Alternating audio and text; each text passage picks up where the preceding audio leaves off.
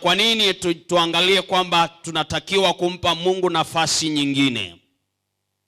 Ninajaribu kuzungumza na watu ambao katika maisha yao wamekuwa watu wa maombi sana.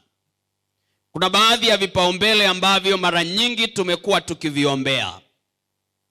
Na ukifuatilia familia nyingi zina baadhi ya vipaumbele ambavyo mara kwa mara wanaomba kwa ajili ya vipaumbele hivyo.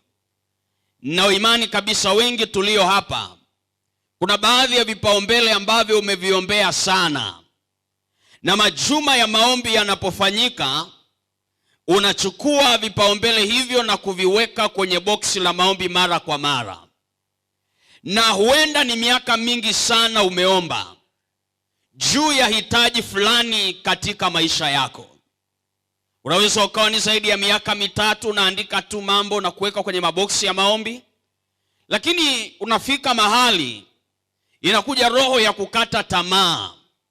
Mbona jambo hili nimeliombea sana? Nimeomba juu ya kazi kwa muda mrefu. Nimeomba juu ya biashara kwa muda mrefu. Nimeomba juu ya imani yangu kwa muda mrefu. Nimeomba juu ya familia kwa muda mrefu. Nimeomba juu ya kupata kibali kazini kwa muda mrefu. Lakini ni kana kwamba unaona maombi yako hayajajibiwa. Lakini katika mchana wa leo natamani ujifunze jambo muhimu sana: kumpa Mungu nafasi nyingine kupitia sadaka. Lakini kuna baadhi ya mambo ya muhimu kabla hatujaangalia somo hili unapaswa kuyafahamu. Mara nyingi sana si vile tutakavyoomba tutajibiwa vile ambavyo tunatamani sisi kujibiwa. Kuna muda unaweza ukaomba juu ya jambo fulani.